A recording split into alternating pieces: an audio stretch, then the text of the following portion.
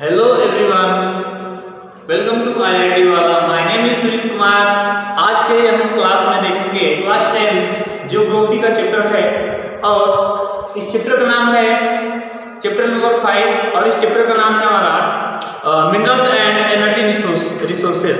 हम लोग देखेंगे कि मिनरल्स क्या होता है और एनर्जी रिसोर्सेज क्या होता है। तो हम लोग पिछले वीडियो में यानी कि लेक्चर फर्स्ट में हम लोग मिनरल्स के बारे में स्टडी कर चुके हैं और ये जो सेकंड आपका लेक्चर जो इस वीडियो में क्लियर करने जा रहा हूँ, तो इस सेकंड लेक्चर में हम लोग देखेंगे कि एनर्जी रिसोर्सेज में किन किन पॉइंट्स को हम लोग इसमें उस वीडियो में जो छोड़े थे, तो इससे सेकंड लेक्चर में इसमें हम कंप्लीट कराने का प्रयास करेंगे। आप लोग प्लीज कंटिन्यूटी बनाकर इस वीडियो को देखते रहिए और द लास्ट तक इस वीडियो द एंड तक देखिए और जो भी इसमें समझ में आया उसे आप लोग हमसे डिस्कस कर सकते हैं हमारे कमेंट बॉक्स में आकर। और कोई भी बात अगर कोई भी टॉपिक अगर समझ में ना आता हो, आप लोग प्लीज इस मैसेज के माध्यम से आप लोग डिस्कस कर सकते हैं। तो चलिए हम लोग इस टॉपिक को हम लोग स्टार्ट करते हैं और स्टार्ट करने से पहले हम लोग इस पे कुछ पॉइंट्स के बारे में बात करेंगे। हम लोग जिस टॉपिक के बारे में हम डिस्कस कर रहे हैं, तो ये टॉपिक हमारा है एनर्जी रिसोर्सेज। तो सबसे पहले मैं एनर्जी रिसोर्सेज के बारे में मैं डिस्कस करूँ, तो पिछले वीडियो में तो मैं डिस्कस किया ही हूँ, लेकिन बट इसमें भी कुछ ना कुछ आप लोगों को एक्सप्लेन करते हुए आगे की तरफ हम लोग बढ़ेंगे। तो हम जानते हैं कि एनर्जी रिसोर्सेज के बारे में हम बात करें तो एनर्जी रिसोर्सेज को हम लोग दो भाग में डिवाइड किए थे, जो कि फर्स्ट भाग में जो एनर्जी के रूप में जो हम देखते थे एनर्जी रिसोर्सेज यानी कि जो हमारा फ्यूल के रूप में जो भी हम देखते थे कि मतलब कैसे एनर्जी हमारा स्टोर होगा, कैसे क्या होगा। तो फर्स्ट फ्यूल में हम देखते थे कि एक हमारा फ्यूल तो ऐसे देखने के लिए मिलता है, यानी ऑयल से ऐसा देखने के लिए मिलता था कि जैसे मान लीजिए कि उसका अगर बाय द वे अगर वो खत्म समाप्त हो जाए तो फिर उसे बनाने के लिए हजारों करोड़ों वर्ष भी लग सकते हैं, तब जाए यानी हमारी एक जनरेशन के लिए प्रॉब्लम्स क्रिएट हो सकता है। तो इसलिए उसी एनर्जी पर जैसे मान लीजिए पेट्रोल है, फिर कोयला है, फिर बहुत सारी चीजें हैं, ठीक है। तो इन सारी चीजों के बारे में डिस्कस कर रहे थे, पिछले वीडियो में कुछ बताए थे। अब बात हम लोग कर रहे हैं यहाँ पे कोयल के बारे में कि कोयल क्या होता है, ठीक है। कोयल क्या होता है, तो कोयल हमारा एक ऐसा मिनरल्स देखने के लिए मिलता है, यानी कि इसको हम देखेंगे कि ये क्या चीज है। जैसे समझिए कि मोस्ट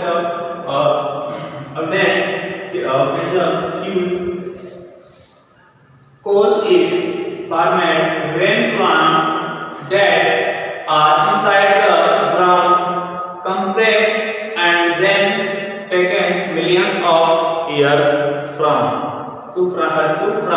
हम लोग ये देख रहे हैं कि अगर बात हम करें तो कोयल्स के बारे में, तो कोयल्स कैसे बनता है, तो आप लोग भी जानते हैं कि इसका कहानी बहुत लेंदी है, क्योंकि अगर कुछ हजारों करोड़ों साल पहले जो कुछ प्रक्रिया हुई होगी, यानी कि जो हमारे इस अर्थ के लैंड्स के नीचे जो हमारे कुछ क्रस्ट में जो कुछ हिस्से पेड़ पौधों के हिस्से जो प्लांट्स के जो हिस्से जो दब गए थे, दबने के बाद कुछ रासायनिक क्रिया होने की वजह से वहाँ पे इस यानी कि कोयल्स का जो निर्माण होगा। और इसके बारे में मैं बता दूं कि इसे भी हम लोग यूज करने के पर्पज से अगर देखा जाए तो हम लोग कहाँ यूज करते हैं, खासतौर से तो यहाँ इंडिया में बहुत सारे घरों में यानी कि खाना बनाने में भी यूज किया जाता है। बट इसमें जो देखा जा रहा है कि सबसे ज़्यादा काम किस रूप में एनर्जी रूप में इसे यूज किया जा रहा है, तो यहाँ पर देख रहे हैं हम लोग to generate power in the industry use in the domestic fuel as, ठीक है, fuel as 3 types of coal. तो इसे हम लोग 3 भागों में डिवाइड किए हैं, 3 टाइप्स में डिवाइड किए हैं। बट इससे पहले मैं बता दूं, इससे जो है कि इंडस्ट्री में जनरेटर पावर को हम लोग यूज करते हैं फ्यूल को। ये जो हमारा फ्यूल होता है जो डोमेस्टिक फ्यूल जो हमारा है, वो इंडस्ट्री में जनरेटर पावर के यूज में हम लोग यूज करते हैं, ठीक है।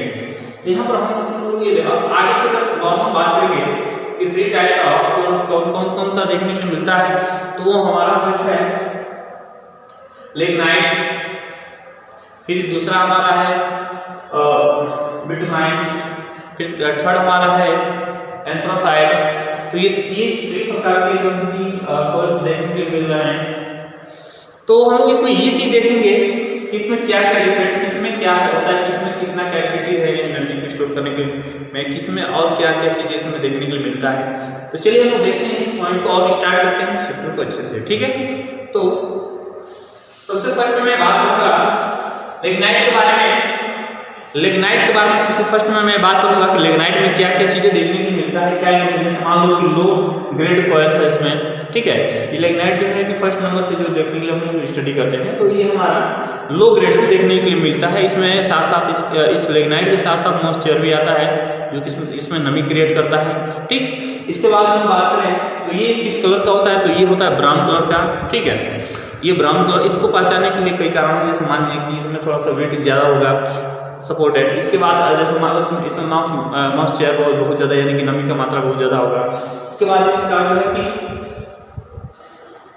हाँ मॉइस्चर प्रेजेंट है, इसमें मॉइस्चर है। फिर इसके यूज के बारे में अगर बात करें तो U2, ठीक है, जनरेट इलेक्ट्रिसिटी, यानी कि इसे हम इलेक्ट्रिसिटी के रूप में भी इस मॉइस्चर में क्या जनरेट कर सकते हैं, यूज कर सकते हैं। अब इसके बाद विटामिन्स के बारे में बात करें। विटामिन्स के बारे में, विटामिन्स क्या होता है, तो जैसे मान लीजिए कि ये थोड़ा सा इससे हाई लेवल का, हाई ग्रेड का ये कोयला और कोल देखने के लिए मिलता है। इसके बाद मैं बात करूँ तो ये कहाँ पे पाया जाता है, तो ये बहुत ज़्यादा डीपली इनसाइड में लगभग में बहुत ज़्यादा डीपली गहराई में इसको देखने के लिए मिलता है, ठीक है। इसके बाद हम बात करें inside the cell where temperature is high, यानी कि जो हमारा मॉइस्चर कहने मतलब हमारा ये है कि जो हमारा पृथ्वी का जो कोर है, ठीक है, या मेंटल का जो हिस्सा है, तो उस हिस्से के समथिंग में वहाँ का टेम्परेचर क्या होता है कि जैसे मान लीजिए लावा और मैग्मा की कंडीशन की वजह से वहाँ का नीचे का जो कोर्स होता है वो बहुत ज़्यादा हीट होता है, टेम्परेचर बहुत हाई होता है, और टेम्परेचर हाई होने की वजह से यहाँ पर इसमें जो कि कलर में भी डिफरेंट साइड इफेक्ट देखने को मिलता है, थोड़ा सा इसमें ब्लैक हो जाता है। इसके बाद अगर इसको यूज करने के बाद हम लोग करेंगे इसको कहाँ किस को भी, जैसे मान लीजिए कि मोस्ट पावरफुल कॉइल्स का मॉइस्चर, इससे हम लोग बहुत सारे चीज़ों में यूज करते हैं, घर में भी यूज करते हैं, अदरवाइज और सारी जगह पे इसका हम लोग यूज देखने के लिए मिलता है। इसके बाद हम लोग बात करें तो नेक्स्ट, अब इसके बाद एंथ्रासाइट यानी कि थर्ड नंबर का जो हमारा, अभी मैं बताऊंगा आप लोगों को थर्ड नंबर में जो हमारा क्या है कल से, तो इसे आप लोग राइट डाउन करिए, और राइट डाउन करके इसको हम क्लियर करेंगे बोर्ड को। इसके बाद मैं आप लोगों को अच्छे से इसे एक्सप्लेन करूंगा और समझाऊंगा, ठीक है। आप इसे राइट डाउन कर लीजिए।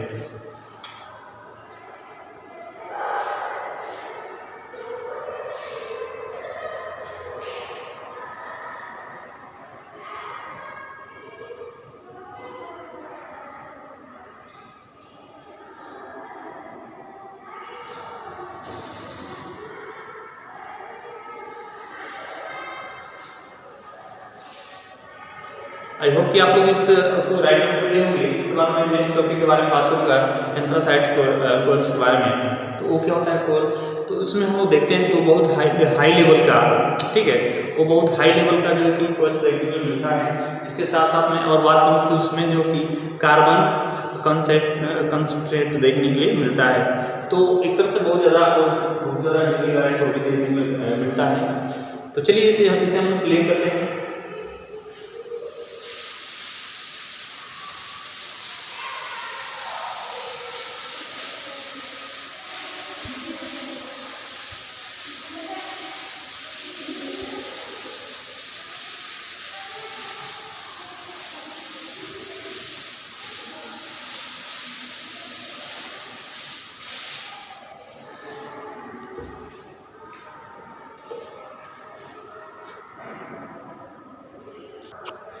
जैसा कि हम लोग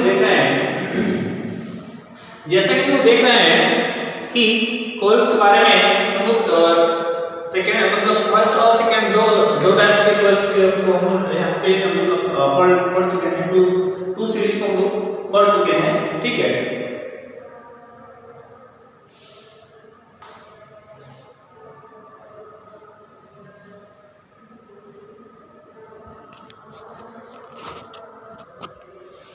हेलो दोस्तों, जैसे कि हम लोग देख रहे हैं कि यहाँ पर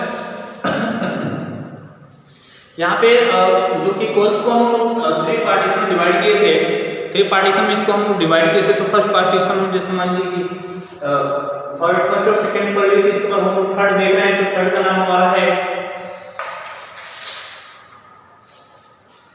एंथ्रासाइड। ठीक है, एंथ्रासाइड के बारे में हम क्या जानते हैं?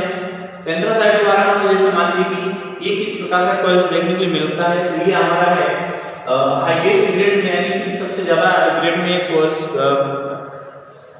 कोल को देखने के लिए मिलता है, यानी कि बहुत ज्यादा अपने आप में बहुत ज्यादा हाई लेवल का ये होता है। इसके बाद मैं बात करूँ तो ये जो कि इसमें जो हाई लेवल में कार्बन कंटेंट होता है, इसमें हाई लेवल में कार्बन कंटेंट देखने के लिए मिलता है।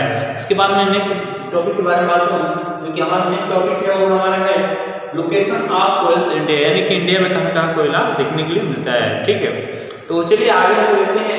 इसको हम लोग 2 सीरीज में, यानी कि 2 सीरीज में से हम लोग लर्न करेंगे, पढ़ेंगे। ठीक है, स्टडी करेंगे 2 सीरीज में। देखते हैं कौन कौन सा 2 सीरीज है जिसके बारे में हम लोग को जानना है। फर्स्ट हमारा है गोंडवाना। ठीक है, तो गोंडवाना के अकॉर्डिंग हम क्या क्या चीज देखते हैं। ठीक है, इसके बाद आपका है टेरिटोरियल डिपॉजिट। टेरिटोरियल डिपॉजिट्स में क्या क्या देखने को मिलेगा। तो सबसे पहले मैं स्टार्ट करूंगा कि गोंडवाना में क्या क्या चीजें देखने के लिए मिलता है। तो हम लोग देख रहे हैं यहाँ पे कि coal that is the found here is more then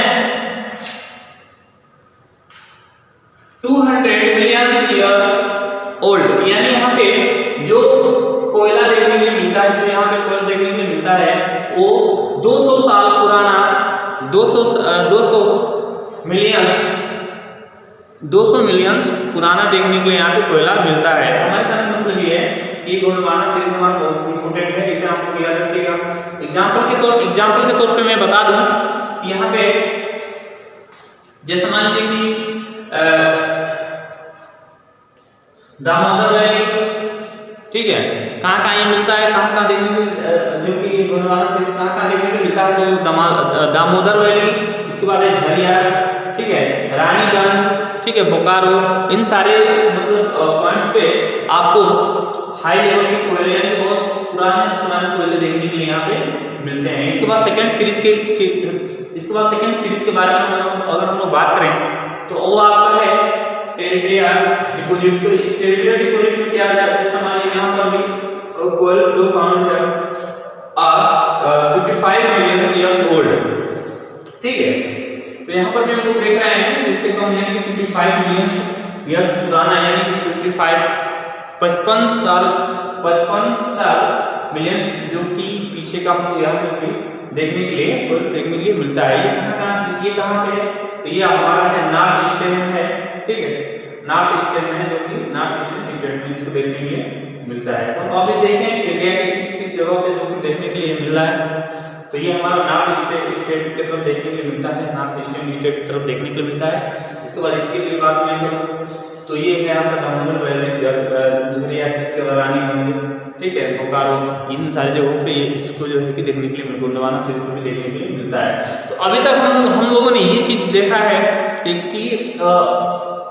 इसमें यानी कि India location of coils India में 2 सीरीज कौन सा महत्वपूर्ण रहा, तो इसे हम पढ़ें। अब इसके बाद नेक्स्ट पॉइंट के बारे में हम डिस्कस करेंगे। तो नेक्स्ट पॉइंट हमारा जो होगा वो पॉइंट हमारा है एल्युमिनियम। तो एल्युमिनियम के बारे में क्या चीज जानते हैं, सॉरी पेट्रोलियम है। ठीक है, तो पेट्रोलियम के बारे में हम लोग क्या चीज जानते हैं, इसे हम लोग समझने का प्रयास करें। इसे आप लोग राइट करिए, तो इसे मैं क्लिक करूंगा।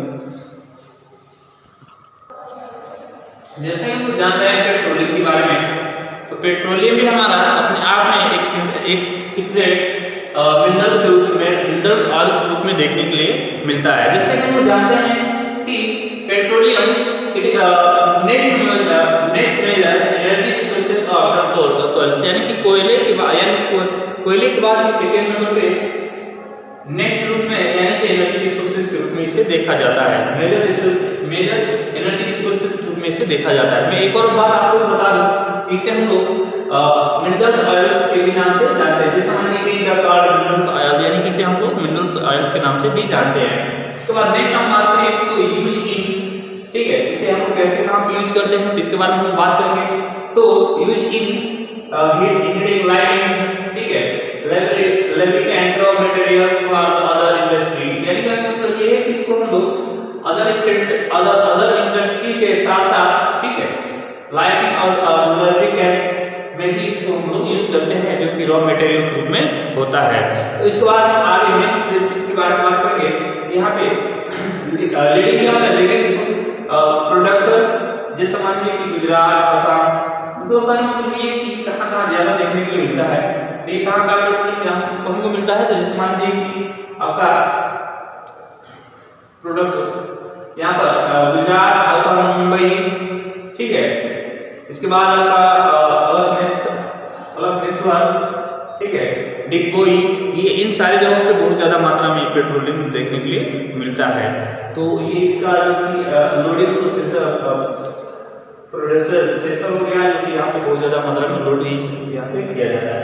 इसके बाद हम नेक्स्ट टॉपिक के बारे में बात करें, जिसका नाम है नेचुरल गैस। नेचुरल गैस क्या क्या होता है, तो आपको उसमें बताया था कि नेचुरल गैस भी अपने आप में क्लीन मतलब रिसोर्सेज का, जैसे मान लीजिए कि क्लीनर बहुत ज़्यादा क्लीन होता है, क्लीन एनर्जी रिसोर्सेज, जैसे मान लीजिए नेचुरल गैस होता है कि the use to the product energy are the use and T the energy use to, ठीक है, product energy are use to, ठीक, raw material in the petrochemical industry में, पेट्रोकेमिकल इंडस्ट्री में भी इसका रॉ मटेरियल नेचुरल गैस का प्रयोग किया जाता है, जो कि अपने आप में रॉ मटेरियल होता है।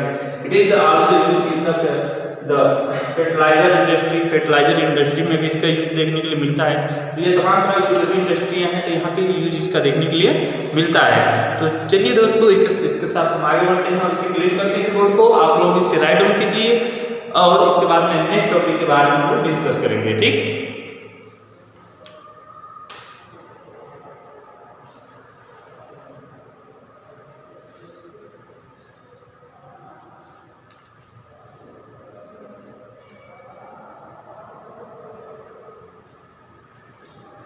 आई होप कि इसे आप राइट डाउन कर रहे होंगे। मैं इसे क्लियर करूंगा और इसके बाद नेक्स्ट हमारा टॉपिक, इसी में जो भी नेचुरल गैस में वो भी आता है, जो हमारा CNG है, यानी कि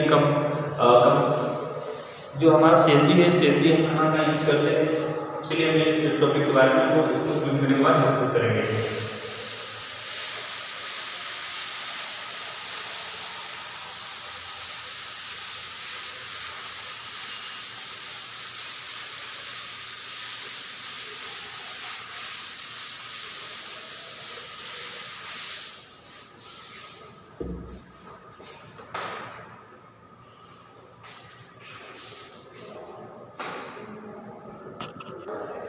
तो देखिए दोस्तों, हम लोग बात कर रहे थे नेचुरल गैस के बारे में। तो नेचुरल गैस में बहुत सारी चीजें देखने के लिए मिल रहा था। इसके साथ साथ हम लोग देखेंगे यहाँ पर CNG भी हमको देखने के लिए मिल रहा है। तो CNG के बारे में हम डिस्कस कर रहे थे, CNG कैसे क्या किन किन चीजों के लिए उपयोगी होता है।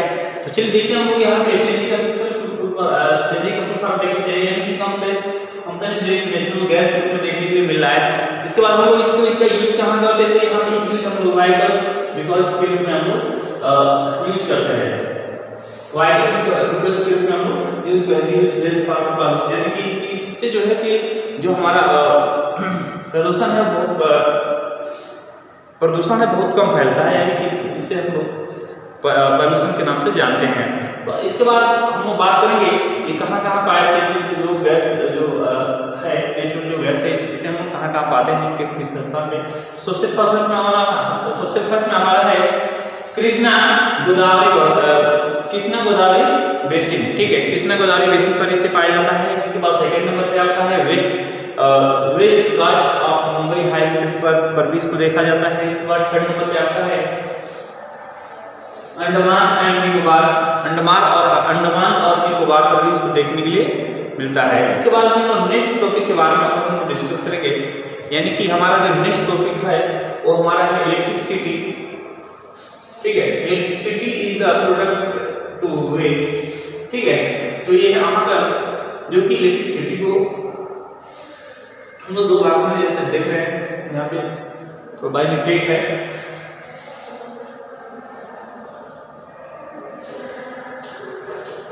टू वे यानी कि दो रूप में पढ़ेंगे। सबसे फर्स्ट हमारा होगा हाइड्रो इलेक्ट्रिसिटी। तो हाइड्रो इलेक्ट्रिसिटी क्या होता है, तो इसे हम समझेंगे कि हाइड्रो इलेक्ट्रिसिटी का मतलब ये है कि ये भी एक हमारा electricity is the products by the following water which protect turbine। जैसे मान लीजिए कि जैसे कृषि से रिलेटेड चीजें हैं, जैसे मान लीजिए कि हमारा वाटर को क्या होता है कि एक टरबाइन होता है, टरबाइन के माध्यम से वाटर फ्लो करता है, वाटर फ्लो होने की वजह से वो टरबाइन क्या करता है कि रन करता रहता है, जैसे जैसे टरबाइन रन करता है वैसे वैसे इलेक्ट्रिक चार्ज से होता रहता है। तो ये हमारे लिए जो कि फ्री ऑफ पॉल्यूशन है, यानी कि इससे जो है कि हमारा वातावरण पर कोई ज़्यादा साइड इफेक्ट नहीं पड़ सकता है। ये हमारे लिए बहुत गुड्स मतलब एनर्जी मिनरल्स है, ठीक है। तो ये सारी चीज़ें हैं, इसके बाद हम लोग देखेंगे इसमें और क्या क्या चीज़ें, जैसे हम इससे मान लेंगे कि पॉल्यूशन फ्री प्रोसेस, इसका जो कि पॉल्यूशन जो फ्री प्रोसेस है, इसके बाद इसको कहाँ का देखने को मिलता है, तो ये आपका है ढाका नागरबाग पे देखने के लिए मिलता है। इसके बाद आपका दामोदर वैली पर भी देखने के लिए मिलता है। तो ये तमाम तरह की चीज़ें ऐसी हैं कि जहाँ पर इसका प्रयोग देखने के लिए आपको मिलता है। इसके यहाँ से जो है कि इलेक्ट्रिक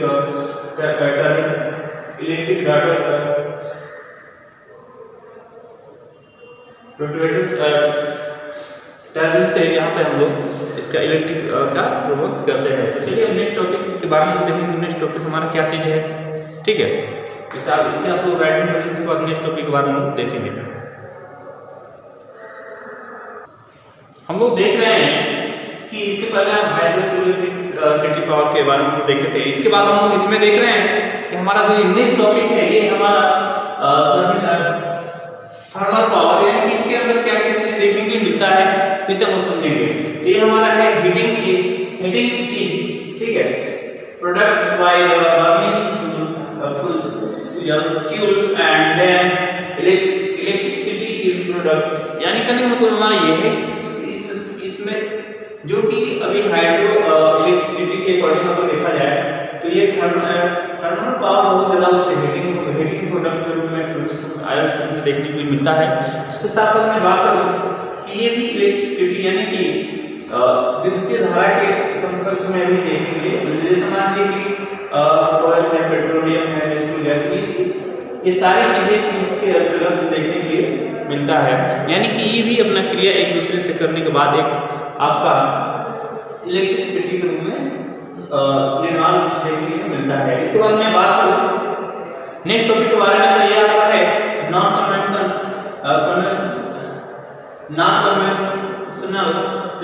सोर्स ऑफ एनर्जी।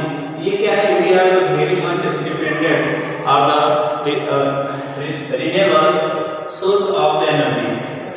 ये चीज ये बोल रहा है कि जैसे मतलब ये अपने आप में एक सेपरेट चीज माना जाता है, एक सेपरेट ऑयल सोर्स माना जाता है, तो ये अपने आप में भी जैसे डिपेंड, ये अपने आप को बहुत ज़्यादा मात्रा में डिपेंड रहता है कि अपने आप ये रिन्यूएबल हो सकता है। जैसे मान लीजिए कि अगर हम सोलर पैनल के बारे में बात करें तो सोलर पैनल हमारा क्या है, जैसे मान लीजिए उसके एनर्जी जो भी हमारा एक जगह इकट्ठा हुआ वो खर्च हो गया, खर्च होने के बाद फिर से वो क्या हो सकता है कि वो अपने आप रिन्यूएबल देखने के लिए मिल सकता है, रिन्यूएबल सोर्स देखने के लिए मिल सकता है। वही हमारा दूसरा चीज है। इसके बाद अब हम नेक्स्ट देख रहे हैं, जैसे मान लीजिए कि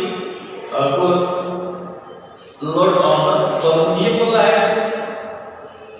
कि हम बिल्कुल फ्री हैं, यानी कि हम पॉल्यूशन फैलाने मतलब हम फ्री ऑफ कास्ट, यानी कि हम पॉल्यूशन नहीं फैला सकते हैं। ये जो फ्यूल्स जो हमारा देखने के लिए मिल रहा है विदाउट पॉल्यूशन का देखने के लिए मिल रहा है। इसके बाद तुरंत इसके बीच में आ जाता है NCSOE, यानी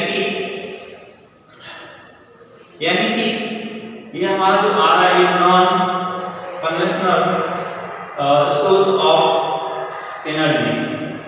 इसका मतलब क्या होगा कि non conventional source of energy, इसमें क्या क्या चीज देखने को मिल रहा है, बोलता है कि renewable source of the energy, मैं अपनी एनर्जी को रिन्यूएबल कर सकता हूँ, पुनः प्राप्त कर सकता हूँ, ठीक है। इसके बाद आपका नेक्स्ट दूसरा बोल रहा है कि पॉल्यूशन फ्री भी होता है। ये जो होता है ये पॉल्यूशन फ्री भी देखने के लिए मिलता है। इसके बाद थर्ड नंबर पे जो बोला है इट इज आल्सो इकोनॉमिकल, यानी कि ये हमारे कंट्री के लिए बहुत ज़्यादा इकोनॉमिकल देखने के लिए मिलता है। इसमें तमाम तरह की चीज़ें देखने के लिए हमारे सुविधाजनक के लिए है, क्योंकि जब ये आता है यानी कि NCSOE यानी कि non conventional source of energy, तो इसके अंतर्गत यानी कि इसके समकक्ष में बहुत सारे चीज़ डॉक्यूमेंट देखने के लिए मिलते हैं जो कि हमारे एनवायरनमेंट के लिए बहुत ज़्यादा बेटर माने जाते हैं। चलिए इसके बाद हम नेक्स्ट टॉपिक के बारे में देखते हैं। नेक्स्ट टॉपिक हमारा कौन सा है, ठीक है। तो नेक्स्ट टॉपिक को हम लोग देखते हुए आगे हम लोग बात कर रहे थे न्यूक्लियर एंड एटॉमिक एनर्जी के बारे में। एटॉमिक एनर्जी और न्यूक्लियर इस दोनों में डिफरेंट क्या है, इस हम समझेंगे, देखेंगे क्या चीज़ इसमें है। तो this is the obtained by the altering atomic structure।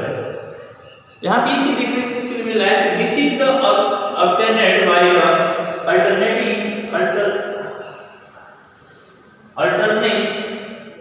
atomic structure, यानी कि इसके अकॉर्डिंग अगर देखा जाए तो बहुत तमाम तरह की चीजें देखने को मिला है। क्योंकि यहाँ पे अगर यूज के बारे में बात की जाए तो यहाँ पर क्या है कि released head is used to, ठीक है, जनरेट इलेक्ट्रिक पावर, यानी कि इसका जो हम लोग एक आपस में क्रिया करने के बाद एक जो कि एनर्जी रूप में, यानी कि एनर्जी रूप में जो हम लोग चेंज करते हैं उसे हम लोग यूज करते हैं तो जनरेटिंग इलेक्ट्रिक पावर के रूप में हम लोग यूज करते हैं। इसके बाद अगर हम बात करें यूरेनियम एंड थोरियम के बारे में, तो यूरेनियम और थोरियम ये हमारा कहाँ मिलता है, तो ये झारखंड में मिलता है, झारखंड का अरावली में, ठीक है, रैंगेट और राजस्थान में मिलता है, ठीक है। इसके बाद मोनाजिट सैंड्स एंड द केरला, जैसे थोरियम और थोरियम इज फाउंड, यानी कि जो कि थोरियम आपका मिलता है केरला के समथिंग। यानी इसके बाद आपका नेक्स्ट टॉपिक जो आएगा इसके बाद हम डिस्कस करेंगे, वो हमारा नेक्स्ट टॉपिक क्या है, वो है सोलर एनर्जी। सोलर एनर्जी क्या है, तो इंडिया सोलर एनर्जी एक ऐसा एनर्जी देखने के लिए मतलब मिलता है क्योंकि एक ये मतलब क्या ये पोल्यूशन बिल्कुल फ्री है, पॉल्यूशन फ्री है, क्योंकि यहाँ से इससे कोई ज़्यादा हमारा साइड इफेक्ट वातावरण पे या सारी इन्वायरमेंट पे कोई ज़्यादा यहाँ पे साइड इफेक्ट नहीं देखने के लिए मिलता है। इसीलिए यहाँ पे सोलर एनर्जी यानी कि India is the tropical country, so we get India is the country, India is the tropical country, so we get sunlight, so we can use solar energy. तो इसको हम लोग देखने के लिए ये चीज़ देख रहे हैं यहाँ पे इंडिया में जो कि इसका जो प्रयोग किया जा रहा है, तो सनलाइट के माध्यम से जो कि अपना पावर को स्टोर किया जा रहा है। अगर उसमें से जो एनर्जी रिसोर्स अगर मान लीजिए डाउन में हो रहा है तो फिर से अपना रिन्यूएबल अपना वो कर ले रहा है। तो कहने मतलब ये है कि इससे हमें बहुत ज़्यादा फायदा है, क्योंकि इसमें हमारा कोई ज़्यादा खर्च भी इन्वेस्ट भी नहीं हो रहा है। दूसरा बात ये कि इसमें इससे बहुत ज़्यादा बेटर है, बहुत सभी प्रकार की चीज़ों से बहुत ज़्यादा, क्योंकि अगर हमको अपने लाइफ में सोचना है तो भाई दूसरा कोई ना कोई दूसरा कोई व्यवस्था तो करना पड़ेगा कि जो हमारे इस मिनरल्स के बाद एक जो कि दूसरा चीज़ हमारे इस चीज़ को देख सके। तो हमारे इस रूप में जो कि सोलर एनर्जी में हम देख रहे हैं, सोलर एनर्जी हमारे very important minerals and solar energy, ठीक है। तो इसे आप लोग राइटिंग करिए, इसके बाद हम इसे क्लिक करेंगे और नेक्स्ट टॉपिक के बारे में डिस्कस करेंगे, ठीक है। तो आप लोग राइटिंग कर लीजिए।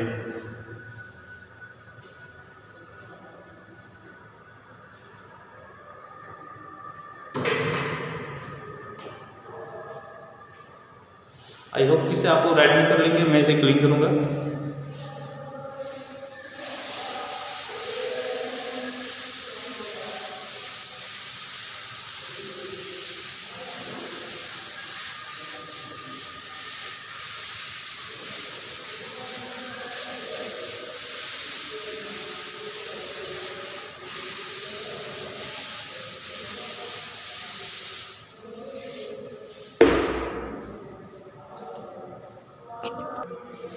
सोलर एनर्जी के बारे में हम बात कर रहे थे। सोलर एनर्जी के अकॉर्डिंग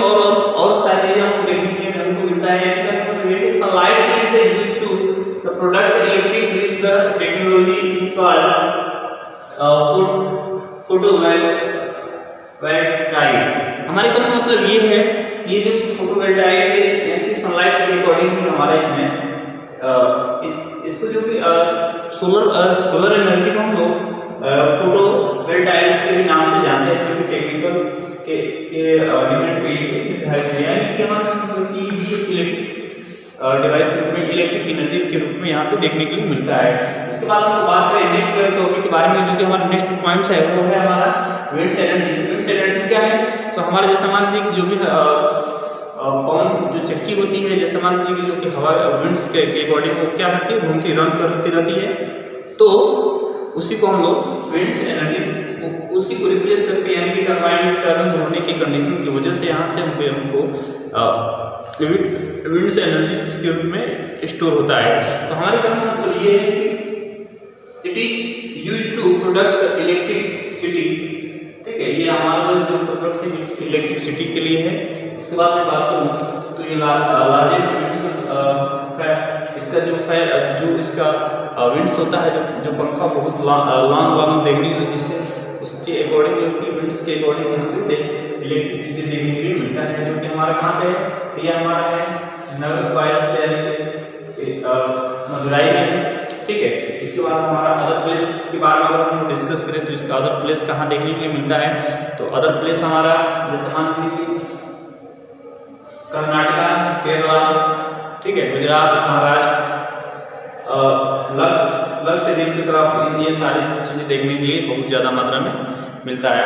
अभी तक हम लोगों ने क्या देखा है कि जो सनलाइट में क्या क्या चीज़ें देखने को मिलती है। ठीक है, सनलाइट सोलर एनर्जी में क्या क्या चीज़ें हम लोगों को मिला है देखने के लिए। इसके बाद हमारा नेक्स्ट टॉपिक था जो विंड्स एनर्जी था। विंड्स एनर्जी यानी कि पवन के या विंड्स के वेग से जो कि चलने वाला जो हमारा एनर्जी स्टोर होता है वो हमारा विंड्स एनर्जी ग्रुप में आता है। जैसे हम लोग कहाँ इसको किस किस इलाके में देखने, किस किस अदर प्लेस में देखने के लिए हमको हम लोग को मिलता है, तो हमारा है कर्नाटका, केरला, गुजरात, महाराष्ट्र और लक्षद्वीप, इन सारे जगहों पे इसको विंड्स एनर्जी को देखने के लिए मिलता है। और इसके बाद हम नेक्स्ट टॉपिक के बारे में बात करेंगे, जो कि जैसे हम लोग क्लिक करेंगे, जैसे आप लोग राइट में करेंगे, इसमें क्लिक करूँगा।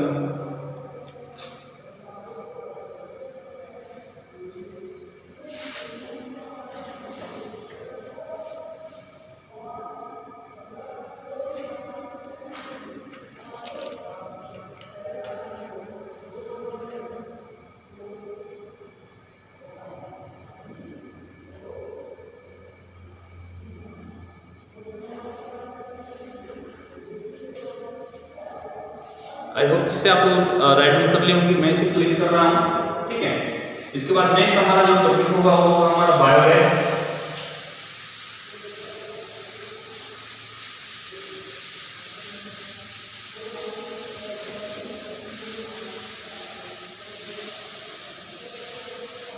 अब हम लोग नेक्स्ट टॉपिक के बारे में बात करेंगे, जो कि हमारा होगा बायोगैस। तो बायोगैस के बारे में हम क्या जानते हैं, बायोगैस के बारे में हम करेंगे और समझेंगे कि बायोगैस किन किन चीज़ों से बनता है।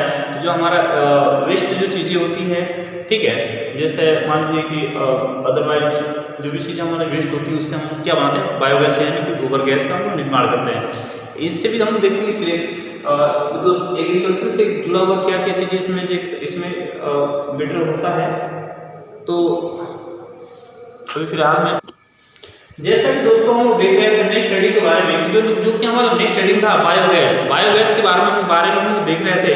तो बायोगैस में क्या क्या चीज़ें हम लोग देखेंगे। बायोगैस को और किस नाम से जानते हैं, तो बायोगैस को हम लोग गोबर गैस प्लांट के भी नाम से हम लोग जानते हैं। जिसमें बायोगैस के बारे में क्या क्या चीज़ देखते हैं। Biogas is product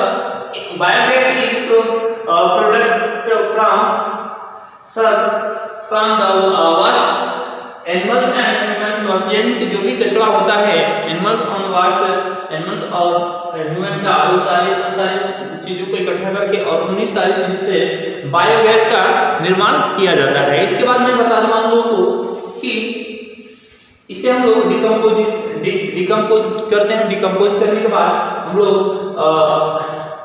organic matter बनाते हैं। ऑर्गेनिक मैटर यानी कि वो हमारा कंपेयर्ड यानी केरोसिन और चारकोल से हम इन्हें हाई इफेक्टर से हम लोग चारकोल और केरोसिन से कंपेयर करते हैं। यानी कहने का मतलब ये है कि इसे हम ऑर्गेनिक मिनरल्स को ऑर्गेनिक मैटर को हम लोग डिकम्पोज करके और इसे हम लोग बायोगैस के रूप में निर्माण करते हैं। इसके बाद हम लोग जानते हैं क्या कि बायोगैस और जैसे मान लीजिए कि बायोगैस प्लांट्स विच यूज ठीक है डूइंग इन द कॉल गोबर गैस प्लांट्स यानी कि इन सारी प्रक्रिया से हमारा एक गोबर गैस का निर्माण होता है। तो इसके बाद आगे हम लोग देखेंगे कि बायोगैस प्लांट्स से और क्या क्या चीजें देखने के लिए मिलता है। तो आगे हम लोग देख रहे हैं कि बायोगैस और क्या क्या चीजें हैं। तो इसके बाद हम जानते हैं कि biogas plants gives energy also the maturity in the product ठीक है। इसके बाद it is cheap and environmentally friendly ठीक है। हमारे कहने का मतलब ये है कि बायोगैस जो होता है एनवायरमेंट के लिए बहुत ज़्यादा बेटर माना जाता है, क्योंकि इससे हमारा जो भी लॉस यानी कि कुछ इससे नुकसानदायक चीज़ें नहीं देखने के लिए मिलता है। इसके साथ साथ एनवायरमेंट भी इससे बहुत ज़्यादा फ्रेंडली रहता है ठीक है। तो इससे तमाम तरह के यानी कि इसे एग्रीकल्चर में बहुत ज़्यादा यूज किया जाता है।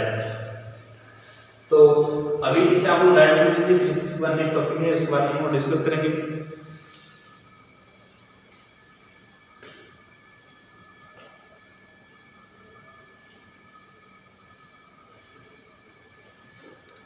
आई होप कि आप लोग इससे राइट डाउन कर ले होंगे। मैं इसे क्लीन करूंगा, क्लीन करने के बाद नेक्स्ट टॉपिक के बारे में हम डिस्कस करेंगे। तो नेक्स्ट टॉपिक हमारा है टेरल एनर्जी। टेरल एनर्जी के बारे में क्या जानते हैं इसके बारे में हम देखेंगे।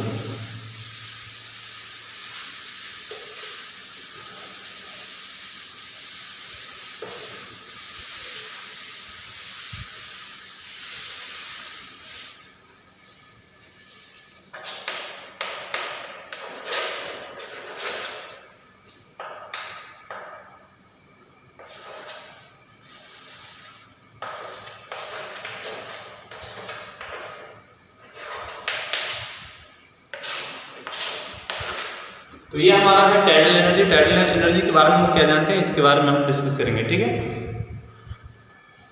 हम लोग देख रहे थे टाइडल एनर्जी के बारे में। तो एनर्जी ये क्या होता है जैसे समझिए इसको। जैसे मान लीजिए कि हमारा ओशियन है, ये ओशियन है।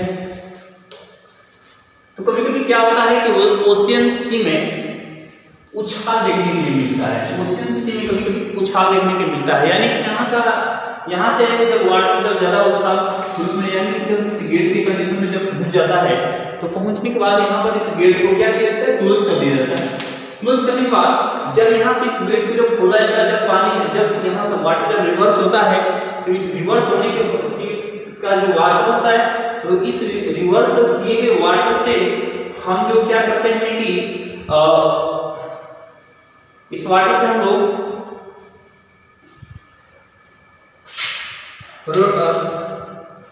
रोटेट टरबाइन से यानी करने का मतलब ये कि जो ओशियन सी का जो वाटर के हम रिवर्स जो करते हैं उस वाटर से हम लोग रोटेट टरबाइन के माध्यम से उसे रन करते हैं। रन करने के बाद उससे हम लोग इलेक्ट्रिसिटी का उससे इलेक्ट्रिसिटी का उत्पादन होता है। हमारे कहने का मतलब ये है कि energy which is the product by the trades in the called tidal energy, यानी कि हम टाइडल एनर्जी के नाम से भी जानते हैं। फिर इसके बाद हम बात करें जैसे मान लीजिए कि ड्यूरिंग हाई यानी कि बहुत ज़्यादा हाई लेवल में अगर टाइडल से वाटर बहुत ज़्यादा हाई लेवल में फ्लो कर रहा है ये ड्रॉप यानी कि हाई लेवल में प्रोपेड बाय क्लोजिंग गेट, यानी कि जब ये प्रोपेड ये टॉप लेवल में जब ये फ्लो करता है ठीक है और उससे वाटर उस कंडीशन में हम क्या करते हैं गेट्स को क्लोज कर देते हैं। इसके बाद हम क्या करते हैं कि एंड देन गेट्स आर ओपनेड, यानी कि फिर उसे हम लोग ओपन करते हैं। गेट्स को जैसा हम लोग ओपन करेंगे इसके बाद हम क्या प्रक्रिया होगी देखो, गेट्स ओपन ठीक है, water flow back into ocean this flow is used। इससे क्या ये बता रहा है कि जैसे हम लोग गेट को ओपन करते हैं और ओशन यानी जो समुद्र का जो पानी होता है, ओशन वाटर जो होता है वो फिर से रिवर्स होता है और जो इकट्ठा हुआ मतलब जो उसका जो फ्लो जो वाटर होता है जो एक जगह जो स्टोर होता है उस स्टोर से क्या करते हैं कि हम लोग यूज कैसे करते हैं इसे समझते हैं। जैसे मान लीजिए रोटेट के माध्यम से इसको हम क्या करते हैं टरबाइन करते हैं। टरबाइन करने के बाद यहाँ हम लोग इलेक्ट्रिसिटी का निर्माण करते हैं। ठीक है, जैसे मान लीजिए कि कहेंगे आपको वीडियो देखने के लिए मिलते हैं, जैसे gate of the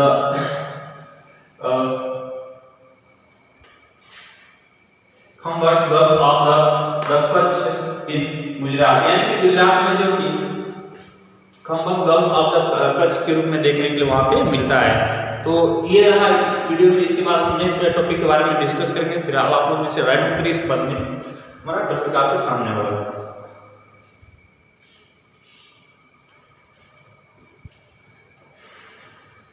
I hope कि आप लोग इसे राइट डाउन कर लिए होंगे।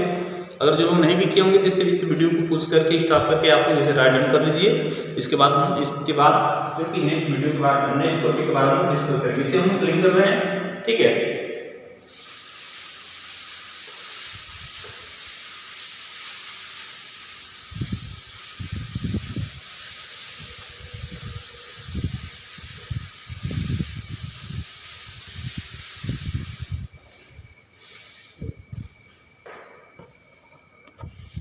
हेलो दोस्तों, जैसे मान लीजिए कि हम लोग जानते हैं कि गोवा